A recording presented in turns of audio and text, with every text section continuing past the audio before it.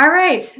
Thank you, buddy, everyone, for coming back to Soulganize Your Life podcast. I'm here with Raviv Kramer, all the way over in Israel, which at this time in our human history is, wow, that could be talked about for hours. But we're going to really try to focus on what this podcast is about. And hopefully somebody on the other side of the world is going to give us some really different perspective. And what we were just talking about before I hit record was, we are both therapists and we both realize the restrictions and limitations of therapy and want to help bridge gaps in other ways to help people get in touch with their soul, what I call the soul, what Raviv might call ancient wisdom, versus the Freudian psychological ego, which I would call a set of, personality traits, a set of limiting beliefs, a set of identities that maybe you don't like anymore and want to break free from.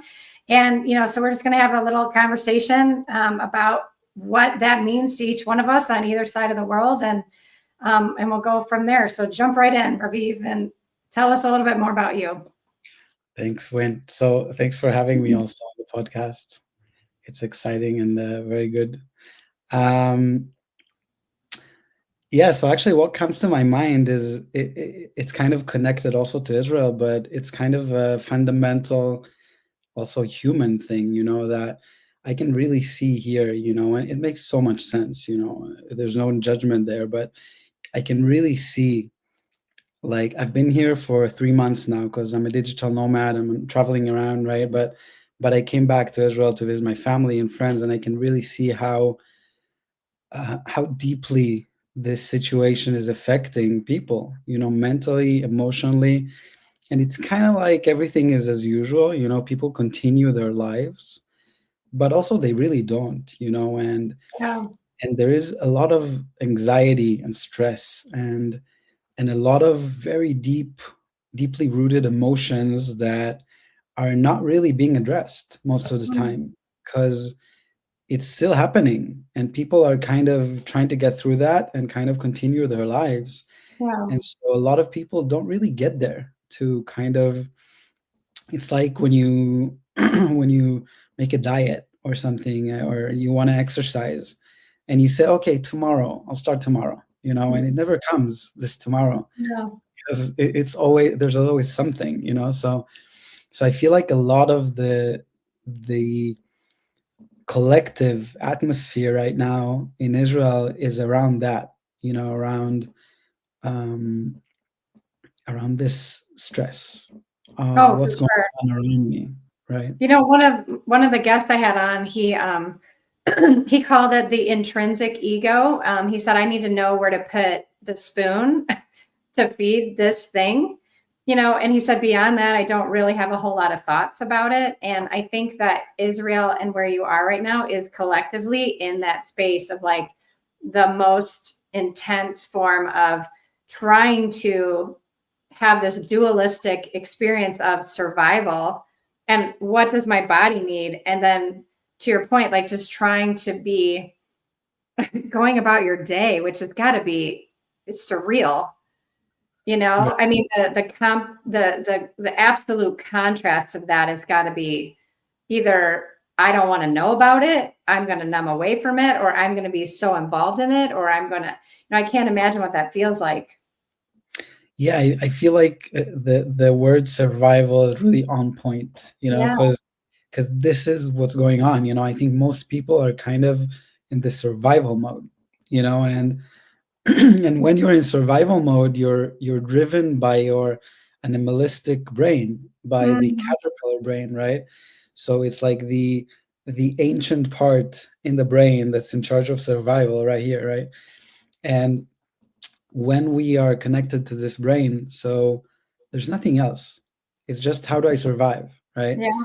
And it doesn't give space to a lot of other stuff to go in, right? And I feel like, so I've been meditating many years, and we also talked about that before, and I can really see how the ability to reflect on what's going on right now in my body, I think we talked about it also, that there was a siren a few weeks ago. Even Yeah. this morning, I was with the dog of my friend, and there was a siren, and the dog got crazy, right? Oh, Really like anxious and really stressful, and she started barking, and like it was crazy. I was like, calm down, it's fine, and I took her with me to the shelter, and so, but there was really something in that. Like today I was very relaxed, but mm, a few weeks ago when there was a siren, it woke me up, and I was yeah. sleeping.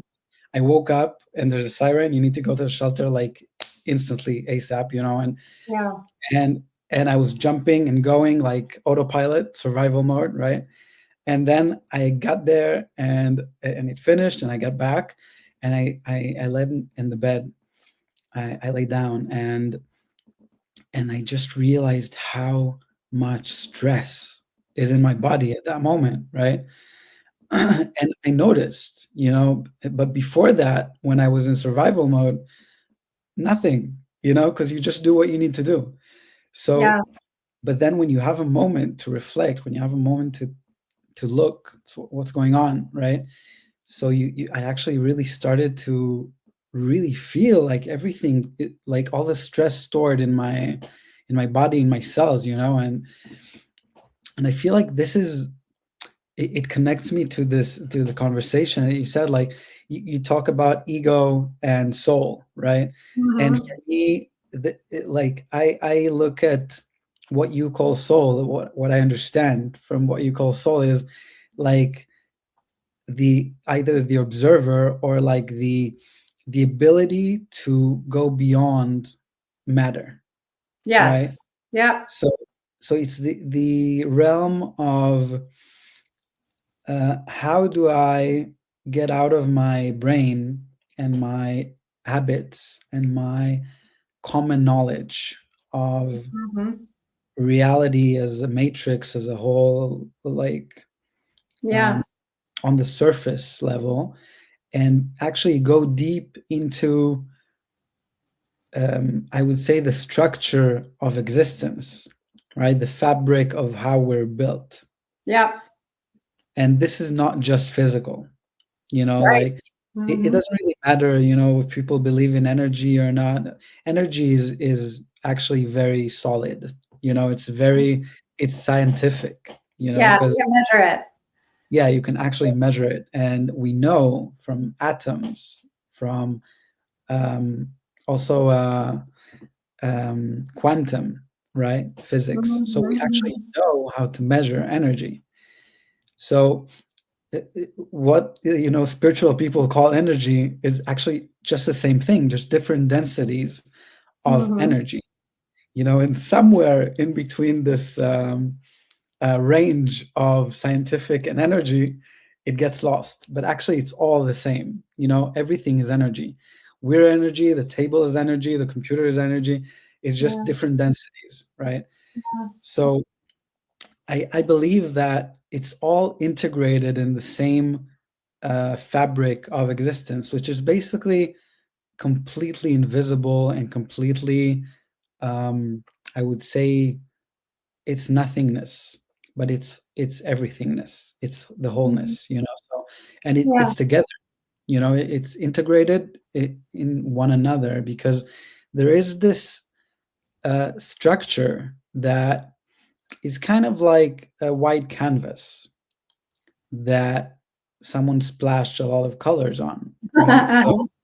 So existence is that. It's a three-dimensional canvas that has different colors and densities. And this is what it is, So we have this illusion that I'm separated than you, right? I'm an individual, right? But what is this individual? It's this kind of uh, I don't know, like a mass of atoms that's connected together and creates a density that's also integrated with water, right? And like so, and flesh and blood and bones, and Yeah. brain, Yeah. like a lot of so Well, this and when you're saying that, I'm thinking, why would one? bag of body, right, want to hurt another bag of body, right? I mean, I'm thinking about the absolute horror that you're in, right? And, if you just take the animal brain, right, like, or just the fact of what you just said, like the grouping of matter that I am, it's the ego, obviously, that creates a story and Right. justifies itself to do what you're experiencing. Right. Right. And when I think of that collective experience that we've all said at some level war is okay, that I believe the only way to get out of war is for each individual person to take that belief out of their system. And you can't take that belief of I'm justified in hurting you, canceling you, saying something bad about you, unless I recognize my ego and know that I'm actually a soul. And so in mental health, I'm often disappointed that conversations in America, at least, don't include that, right? Like it's coping and tolerating, medicating the pain, and never really going past to the point of something where you're physically experiencing something of a contrast that's so enormous between a collective ego that feels justified in annihilating another one. And then in the middle of that, you're trying to be caring and concerned and compassionate for a dog. You're trying to, care for your body that is struggling through this. You're trying to go to a retreat, where you volunteered and you served others. Like, to me, you're like the actual experience, the embodied experience of what I wish I could bring into a therapy session with people where they see like there's this part of me that's heinous and it wants to annihilate something and it's angry. And America, we just had our election, right? People are in sorrow, some people are overjoyed, some people are angry. And it's like if you took that in contrast with what you just said, we're all humans, we're just energy in a dense form. Like if you see that, and I would call it the unbroken chain of humanity, humans don't stop. Like we just keep creating. There's no break. That how do we not see that relationship, that collection? Well, you can't if you're not doing the work yourself. You can't. And that's what I feel like you're trying to do. And what I'm curious about with your individual people.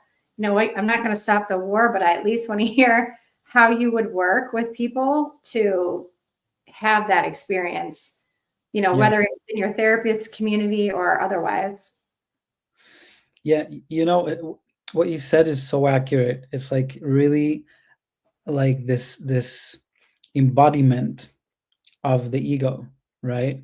Because ego contains intellect, right? Yes, true. And intellect is how we grow, right? Wh- Yeah, which uh, which environment I grew in, which common beliefs, yeah. right? Which values, which understandings of how reality is, you know, and and I can tell you that a lot of people that grow in the Middle East or in this area, right, specifically also Israel or Palestine or all the area around.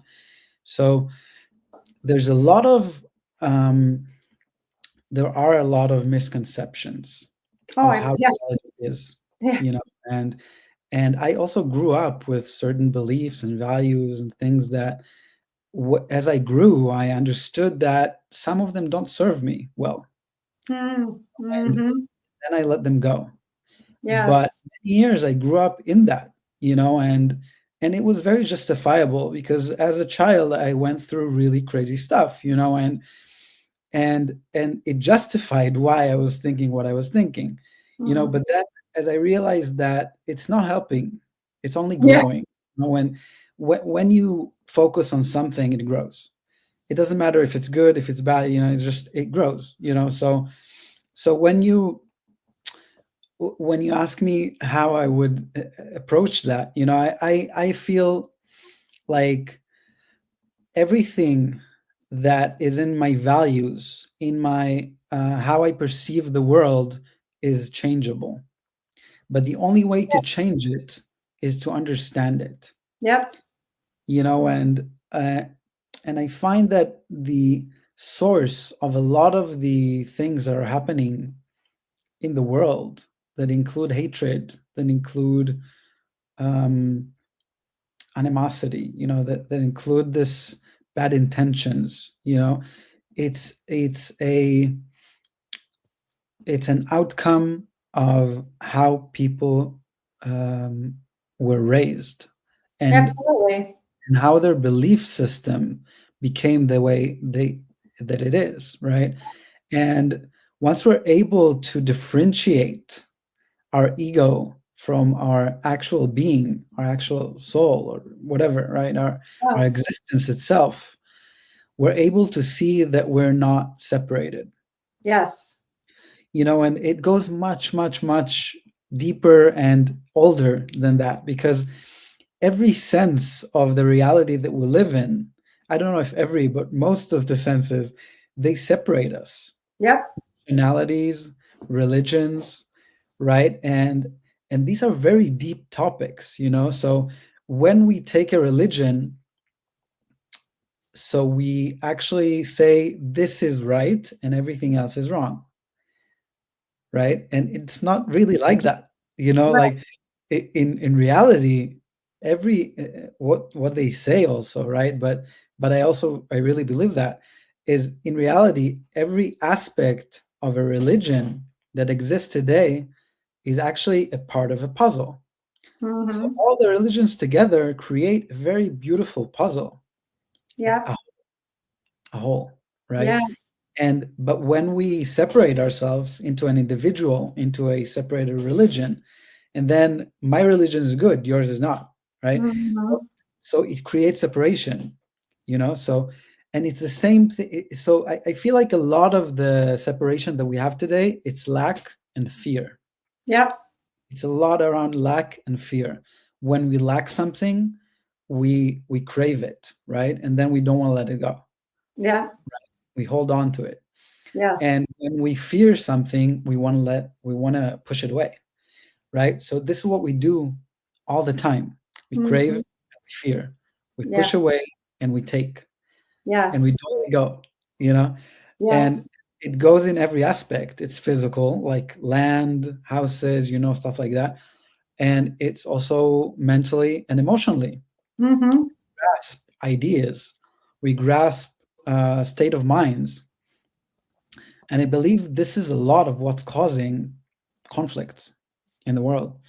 And it's being very, very promoted and very, um, I would say, um, encouraged Yep. in a lot of cultures, in a lot of Yep. nations, in a lot Yep. of like politics, right? So, And to pick a side. right. To pick And a, and that's the hardest part is, what you're saying. It's like, how can I say that I'm American, but feel more connected? Like, still identify with that I'm American, but feel more connected to the fact that you are my fellow human. I think that's what I mean. If people are not soul searching, if they're only attached to their egoic sense of self, their identity, their nationality, their religion, you will never be more important to me. And that breaks my heart, because you should be more important to me than these things but it's hard to break free of that because, again, I grew up in America and I didn't talk to you my whole life. And I didn't even know Israel was a country. And, like I wake up and I eat, sleep, and, drink the family dynamic, the religion, the culture, the Christmas trees, which is fun. And I don't want to let go of any of that. But I think the only way to help our clients see past that is to say, but Raviv, the human, is more important than that. Like that's what I think I wish mental health was doing, was focusing completely on that topic when a person comes in with their problems. It's like, yeah, okay, like, because you don't understand what you're doing is collectively adding to the yeah, whole. yeah, and it's exactly that. You know, it's human. Yeah. It doesn't matter what it is. You know, it doesn't matter who you are. Human. You know, Yes. that's it. And the thing is that people don't acknowledge the fact that suffering is universal. Yes, Not you're Jewish suffering. suffering, Muslim suffering, Yes. Christian suffering, right? It's just suffering. Everybody Yeah. is suffering. Yeah. Everybody is unhappy in certain situations. Why does, I mean, when you have anger, right? You don't have an anger with a character. It's not Christian. It's not, it doesn't have an identity, right? It's just anger. Everybody knows what it is to be angry, right? Yeah.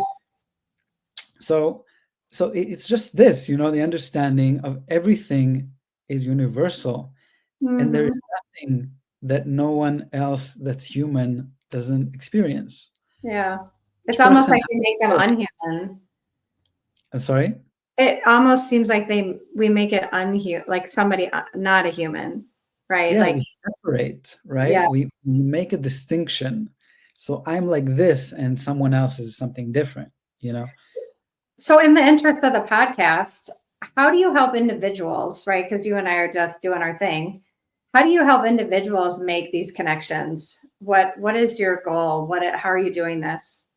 So there is this is a progress. This is the process, right? So it takes a moment to first understand. When someone comes to me, first I listen, right? Because people have something to say, right? And underneath this something to say, there's a big bag that they're holding on their backs, or a chain that they're holding from their leg, right? That's pulling them down.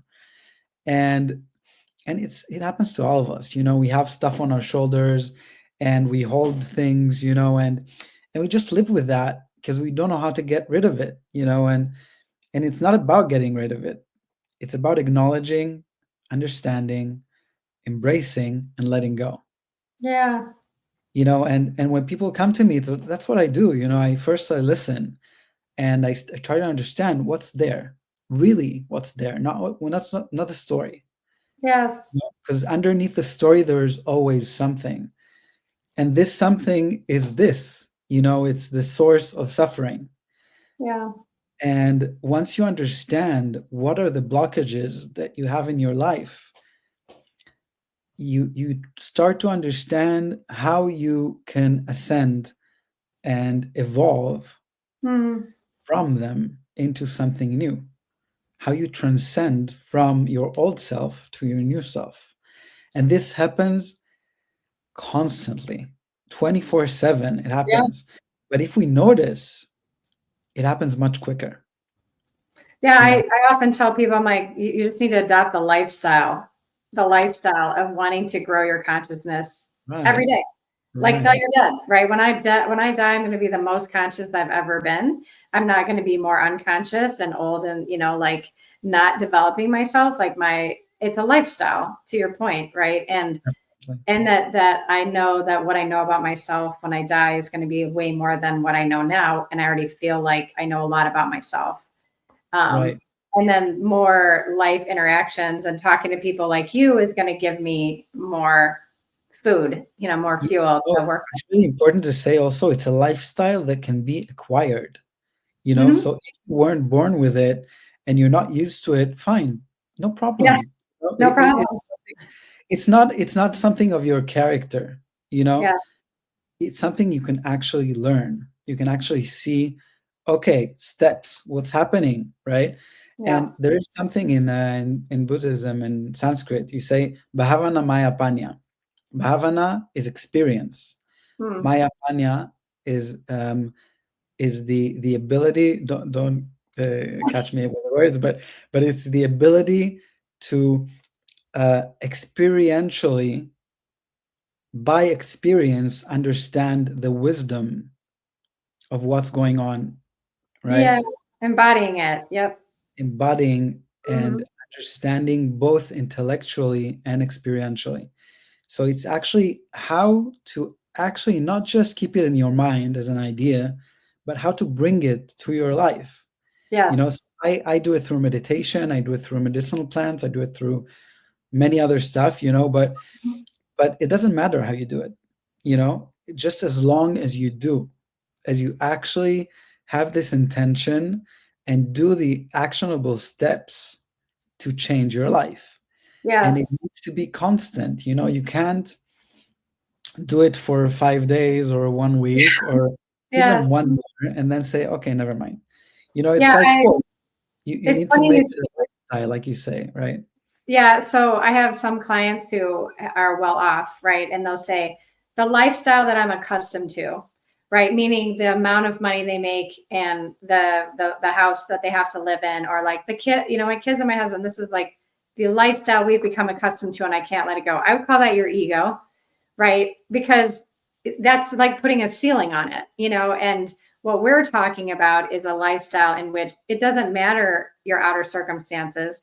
You're saying even in a war-torn country right now, you can continue to build what, even though you're experiencing such extreme stress and your body is going through stuff, like you're like saying, I can still grow my consciousness. That is my lifestyle to do that. I went to this retreat and I volunteered and I fed people. Like, you can still do things. And I think Viktor Frankl, do you know who he is? Of course, yeah. Man's Search for Meaning. He talked about in his book, which was so hard to read, but just like how he found like the humanity of Yeah. people, even in the soldiers, of like, trying to like find that one slight bit of God or whatever you want to call it in that person. And man, if we all just did this so much more, more of your day was spent doing that versus what you were seeing in the medias and you're seeing in your country right now. This is what I pray for us, and Yeah. I really hope that you can give us just a few more minutes of telling us how people could work with you specifically, because you certainly have a unique viewpoint. Thank you. I think part of my uniqueness is that I don't have a template, really. I I really kind of embrace what the person needs. So when someone talks to me, this is like a diagnosis, right? So not psychological or something. I just, Yeah. you know, from the conversation, I really understand what the person needs, right? And then from that, we actually build a program very tailor made, because there's no one person that's like the other, but the essence and the source is always going to work on blockages, right? So all of us have it. All of Yeah. us have blockages. All of us have things that are not working in our lives that we're Mhm. not happy about, right? And then we want to change. So this is everything basically. This is it's always going to be working on these blind spots and the things that we are not able to change by ourselves, or that it's very difficult to do it by yourself. And what you said about the lifestyle that I'm accustomed to, right? Physical, material, it doesn't matter, right? Even if it's physical, but also mental, emotional, it doesn't matter which one you're Yeah. accustomed to. It doesn't Yeah. matter how you grew up. It doesn't matter where you grew up. It doesn't matter which circumstances you had. Is it serving you? This is Yes. the most important question that you need to ask yourself. Is this pattern of thought, paradigm, idea, way of living, things I'm eating, lack of exercise or exercising, or career or path that I chose in every aspect, any aspect of life, is it serving me?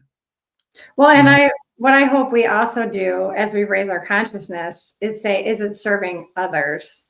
For me to think this way, definitely. is it serving others? Because that's what I'm trying to flip over to now in my own life at 53 is I've been so self-serving and I spend a lot of time with self-improvement and like education and all of that. And it's just like, okay, so but is what I'm doing serving others? Is it? If not, then what should I be doing? Even, and for me, it's not as intense maybe as what you're experiencing in our country, but it's like, okay, start a podcast to help people understand that there's a difference, like just whatever, I can do, or, sit with people and become attuned to their pain, like you said, and their suffering. And try to help them flush that out in a way that they suffer less and it ripples into their family and their communities, and I think, but yeah, I mean, as a coach, right, we're taught to ask that question, like, is it serving you? But hopefully we get to a point where we're like, is it serving everyone around you to think that I way? really love it that you took it there, because I said, "Is it serving me?" very intentionally. Yeah. And and the reason I said that is because we have, our animalistic mind, our caterpillar mind Hmm. is very, very egoistic. Yeah. And most of us live lives in a way that wants to know that I'm safe, that I'm okay, And that's that what you should be doing right now, where you right. are. And I feel like it's okay, Yes. it's fine. And the next step, it happens naturally. When you understand what's really serving you, you understand that serving others is really the most beneficial thing for you. Mm. Yeah. Because it's very funny, because it sounds quite contradicting, but it's really not. It's the whole, because once you start serving yourself, you want to serve others, Absolutely. right? And Absolutely. it just happens naturally. So Yeah, you can't the explain most it. egoistic person is going to get to a stage when they're really authentic with what's really serving them. They're going to get to a stage that they understand that they need to serve others, Yeah. right? And this is the beauty of it, because it's like a flower, everything starts from a seed. Yeah. Everything starts from a seed and just flourishes. So yeah, I definitely want to wish for us all to get to the stage, that we see the benefit in serving others. But it's okay also to be egoistic at first, because you need that for yourself, to feel safe, to feel that you have a fertile land to grow from, Mhm. right? Yeah. Because when you don't have fuel inside yourself, when you don't have the fuel of love, you can't serve others. You can't That's right. give to others, because it's Right. draining. That's And right. when you want to give and not get drained, this is the only way. You get Yeah. you need to refill yourself all the time. And when you serve others, it happens naturally. It happens automatically, Yeah. right? Well, I hope that people search out for you because just your demeanor, like you're so comforting to talk to, and somehow you're doing that in the middle of a war. I mean, I can't imagine, how you've built that level of peace in yourself in the middle of and sustain it. So thank you for being here. How can people find you? So basically, I have a website. It's letbe.coach. Hmm. Let be comes from let yourself be, right? Hmm. So let be coach, Yeah. letbe.coach. And you can Are also you reach also out. on LinkedIn? I'm on LinkedIn. Yeah, Okay. so it's Raviv Kramer. Um, yeah, and yeah, do reach out. I'm always happy to help. And do you work with people all around the world or? Definitely. Yeah, Okay. I do. I'm a digital nomad, so most of my work is online by Zoom or something like that. And yeah, yeah, All right. online. Well, thank you so much for being here with us today and Thank your you, presence. Wayne. Thank you very Your much. I really presence is appreciate awesome. All it. right. I know it's night, so I guess I should say good night. Right, right. You too. Thank you very much, Wayne.